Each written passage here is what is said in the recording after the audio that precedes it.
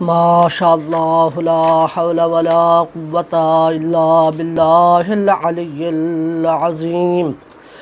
اعوذ باللہ من الشیطان الرجیم، بسم اللہ الرحمن الرحیم۔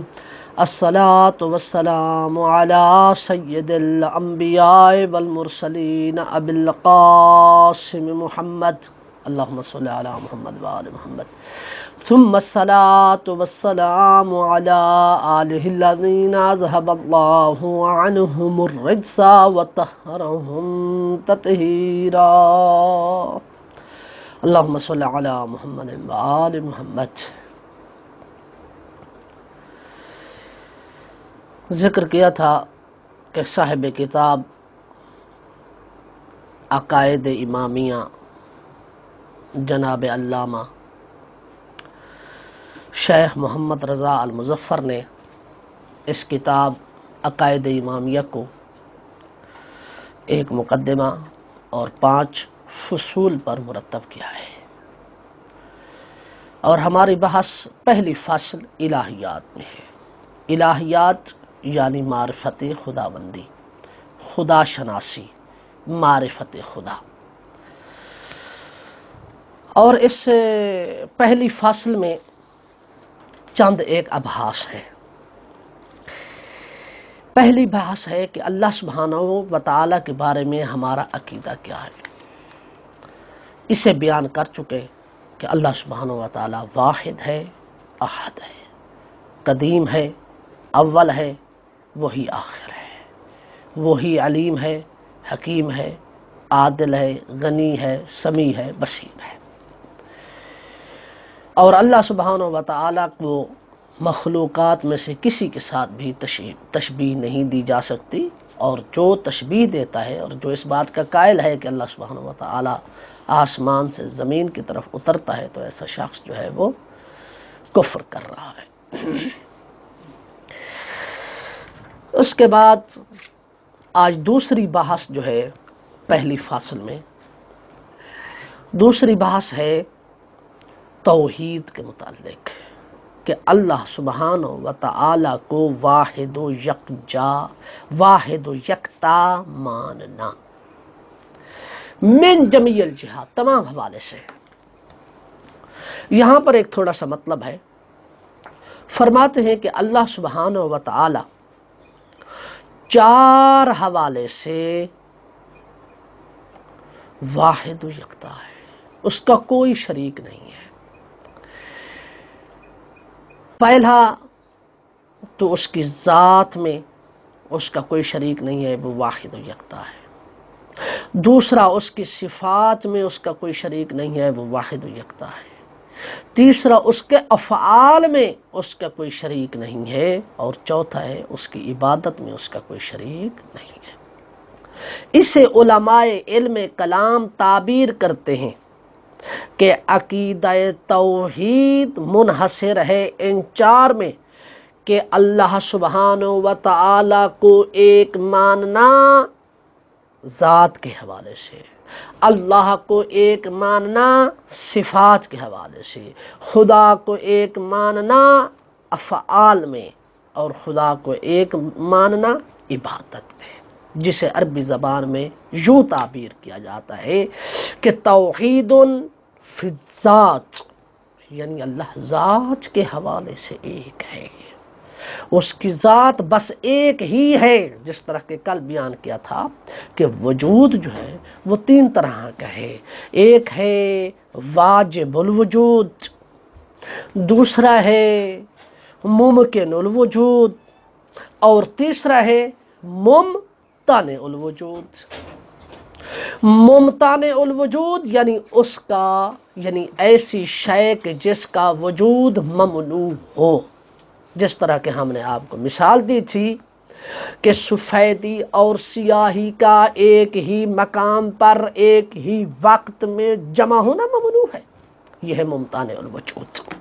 دوسری مثال ہے شریک باری تعالی، اللہ کا کوئی شریک نہیں ہے، اللہ کے شریک کا ہونا ممنوع ہے، ممتنع الوجود ہے، اللہ کے شریک کا وجود ممتنع ہے، ہو ہی نہیں سکتا۔ ہمارے پاس اس کے علاوہ رہ گئے دو وجود، ایک واجب الوجود اور دوسرا ممکن الوجود۔ کہا کہ اللہ سبحانہ و تعالیٰ کی ذات یعنی اس کائنات کا خالق اور موجد جو ہے اس کا وجود واجب ہے، اور جو ذات واجب الوجود ہو وہ ایک ہی ہو سکتی ہے، ایک سے بڑھ کر ذات واجب الوجود نہیں ہو سکتی۔ تو لہذا خداوند متعال کی ذات جو ہے وہ واجب الوجود ہے، یا جب واجب الوجود ہے تو واجب الوجود ایک ہی ہوتا ہے، ایک سے زیادہ نہیں ہو سکتے۔ تو ذات کے اعتبار سے خدا ایک ہے کیونکہ وہ واجب الوجود ہے۔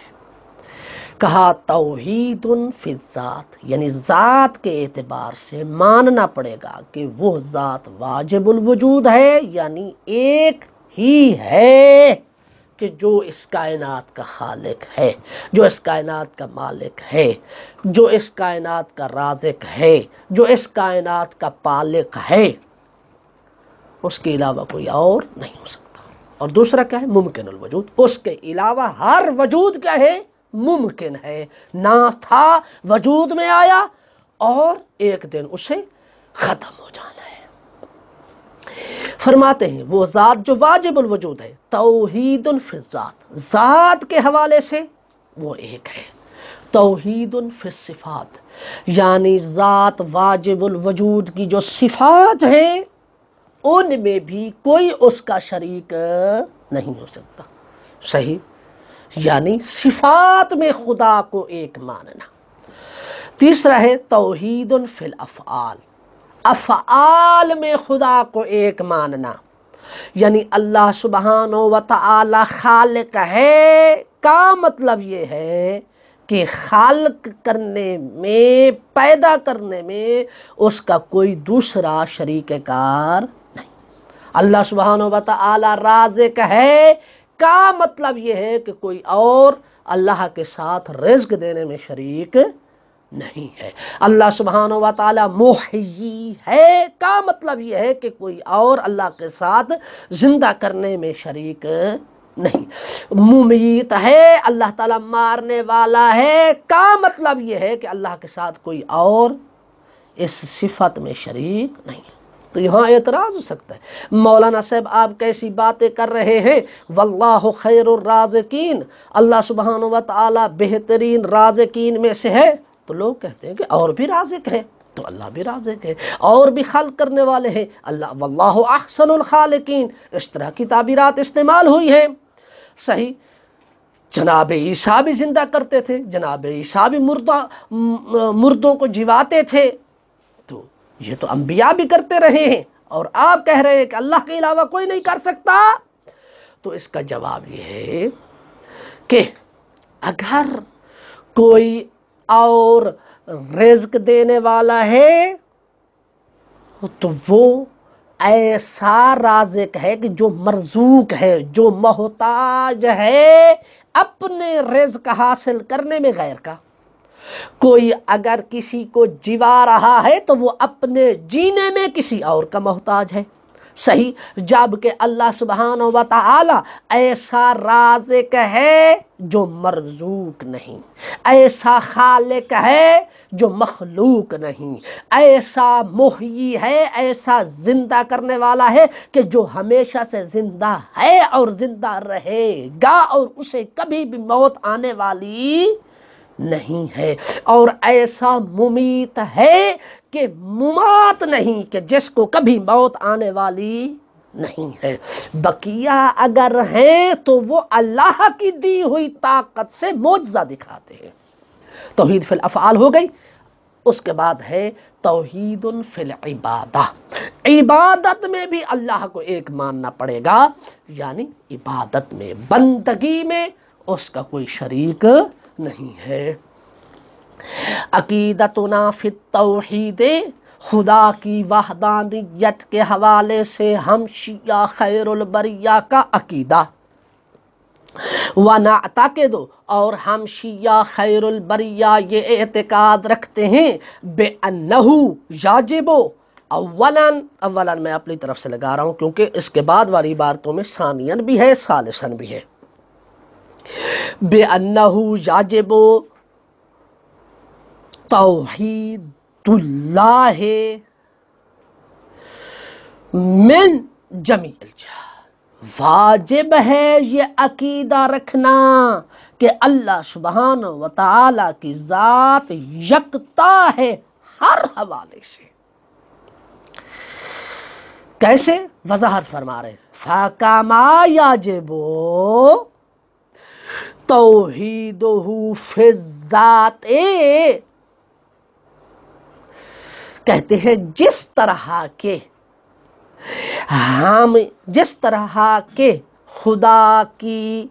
خدا کا ایک ہونا واجب ہے ذات کے اعتبار سے، کذالک درمیان والی عبارت کو چھوڑیں، کذالک یجب ثانیاً توحیدہ فی الصفات. اسی طرح خداوند متعال کو صفات میں بھی ایک اور یکتا ماننا ضروری ہے.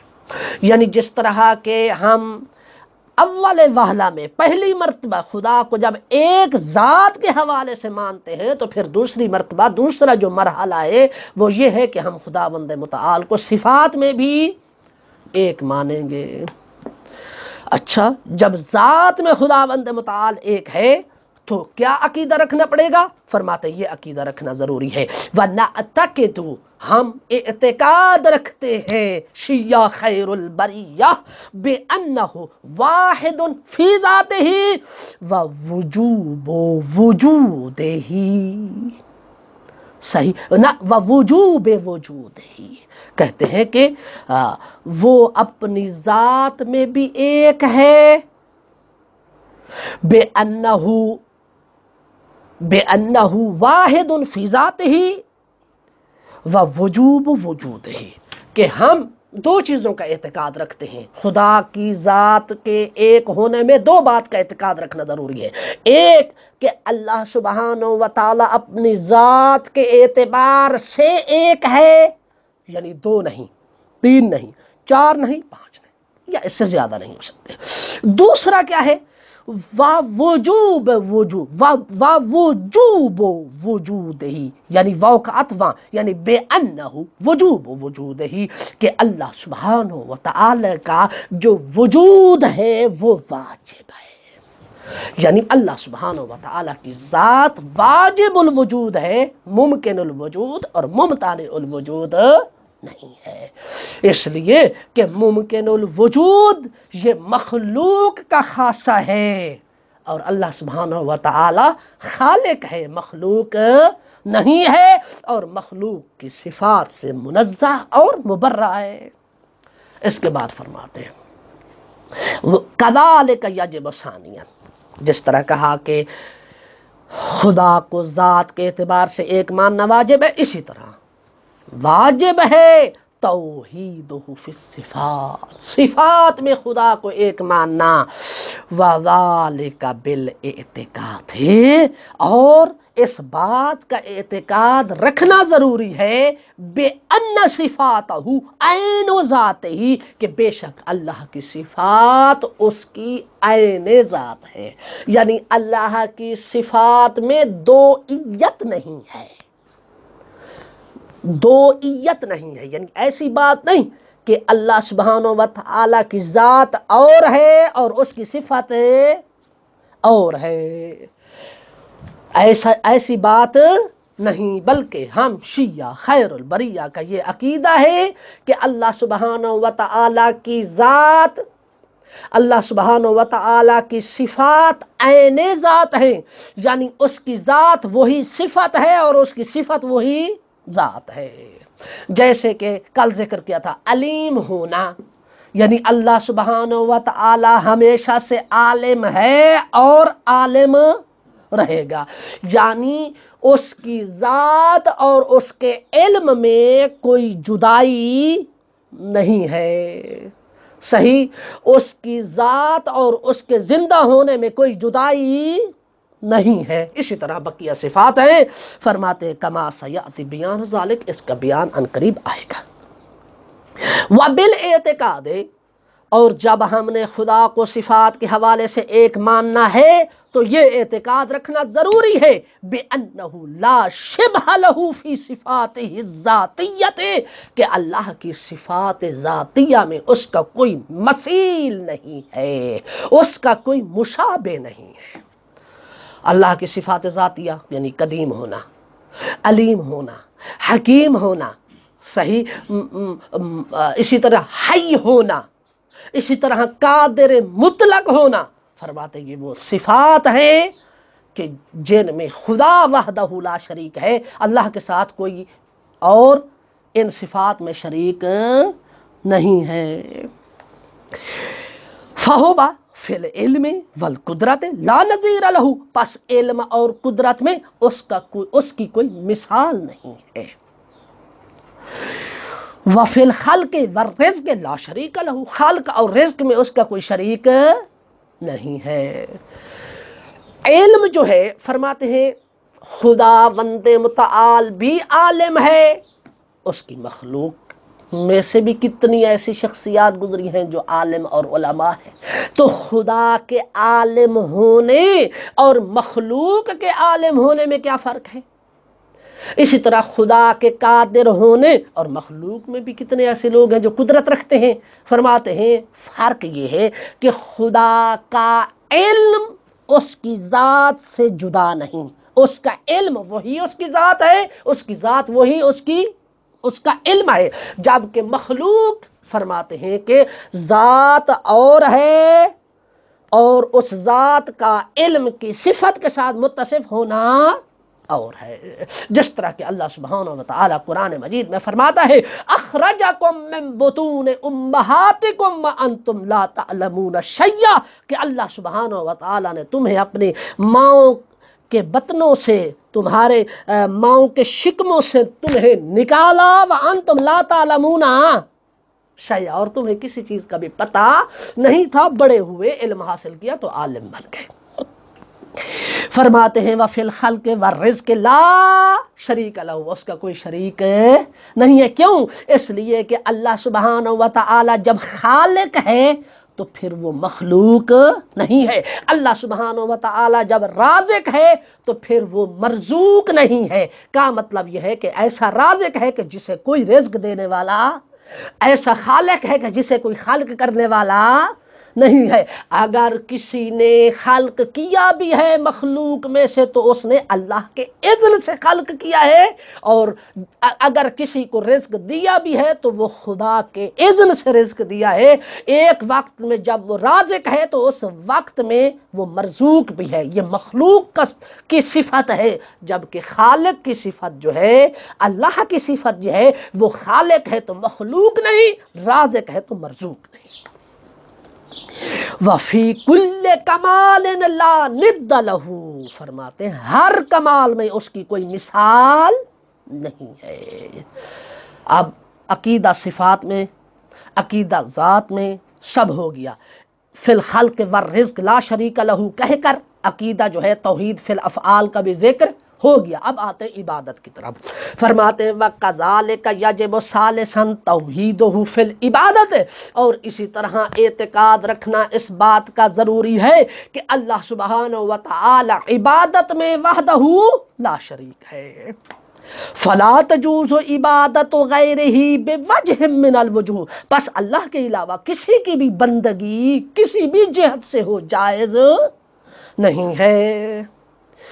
وَكَذَا إِشْرَاكُهُ فِي الْعِبَادَةِ، صحیح، اسی طرح عبادت میں کسی کو شریک کرنا، فرماتے فی ای نوع من انواع العبادت، فرماتے وہ عبادت کی کوئی بھی قسم ہو، کسی عبادت جب تک اسے عبادت اور بندگی کہا جا رہا ہے تو اللہ کے علاوہ کو اس عبادت میں شریک نہیں کر سکتے، سواء کانت العبادت واجبۃ او غیر واجبۃ، اس میں کوئی فرق نہیں ہے کہ وہ عبادت واجب ہو یا غیر واجب۔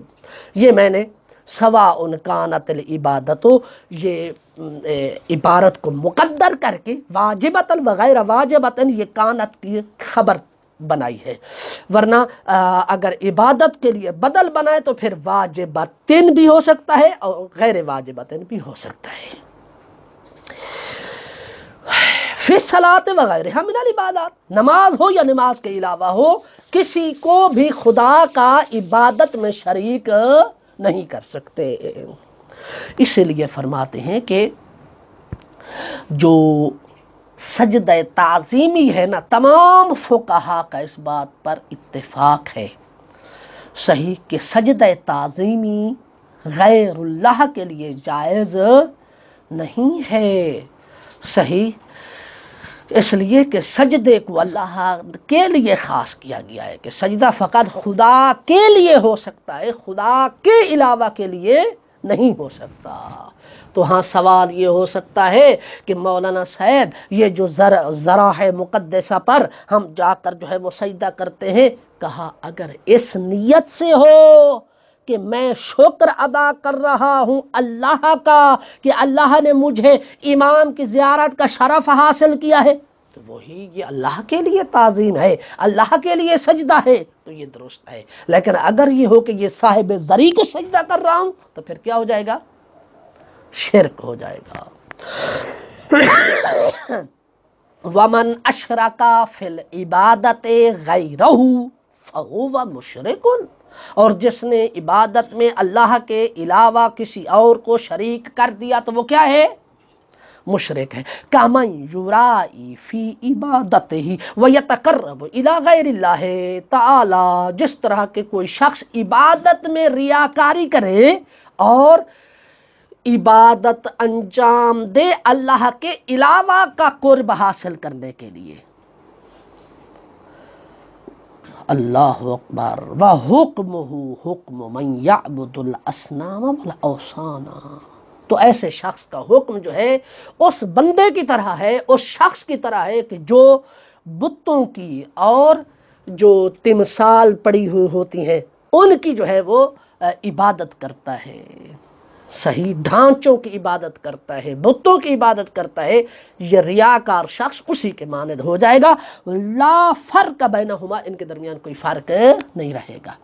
اصنام صنم کی جمع ہے، یعنی بت، ٹھیک ہے، جسے پرانے زمانے میں جس طرح کے بت بنائے جاتے تھے آج بھی ہند میں بنائے جاتے ہیں۔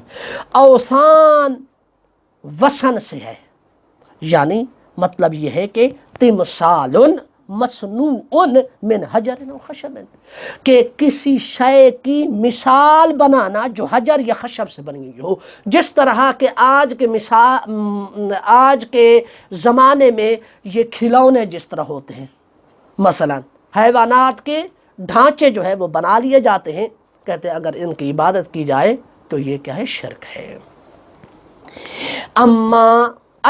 یہاں پر اما زیارت القبور و اقامت المآتم، یہاں پر کسی نے اشکال کیا ہے کہ مولانا صاحب آپ کہہ رہے ہیں کہ عبادت خدا کے علاوہ جائز نہیں ہے، صحیح، جس نے عبادت میں کسی غیر کو شریک کیا تو وہ کیا ہو جائے گا؟ مشرک ہو جائے گا۔ تو آپ شیعہ لوگ جو قبروں کی زیارت کرنے کے لیے جاتے ہیں، آپ تو العیاذ باللہ قبروں کو جا کر پوجتے ہیں، اور آپ جو ماتم وغیرہ کرتے ہیں تو یہ آپ تو مولا حسین کو راضی کرنے کے لیے کر رہے ہیں، یہ اللہ کے لیے تو کر نہیں رہے ہیں، تو یہ تو قربت اللہ ہے نہیں۔ تو آپ ماتم قائم کریں، آپ ماتم کے حلقے بنائیں، یا عزاداری کریں، یا آپ جو ہے وہ قبروں پر جائیں، یہ سب کا سب کیا ہے؟ نعوذ باللہ شرک ہے، اور اس میں کوئی قربت نہیں ہے۔ تو اس کا جواب دیتے ہوئے علامہ فرماتے ہیں اما زیارت القبور و اقامت المآتم، بہرحال قبروں کی زیارت کرنا اور ماتم و عزاداری کو قائم کرنا، فلیست ہی من نوع التقرب الی غیر اللہ تعالی فی العبادہ، یاد رکھیں کہ یہ عبادت میں اللہ کے علاوہ کسی اور کا قرب حاصل کرنے کا ذریعہ نہیں ہے۔ ٹھیک ہے ہم امام حسین کے غم میں روتے ہیں، لیکن مراد کیا ہوتی ہے؟ غم حسین کا کرنا ہے، قربت خدا کی حاصل کرنی ہے۔ ہمارا مقصود یہ ہے، ہمارے مذہب کی بنیاد یہ ہے کہ اگر ہم عزاداری اور ماتمداری کرتے ہیں اور قبروں پر جاتے ہیں تو اس لیے جاتے ہیں تاکہ ان اعمال کے ذریعے سے ہم اللہ سبحانہ و تعالی کا قرب حاصل کر لیں۔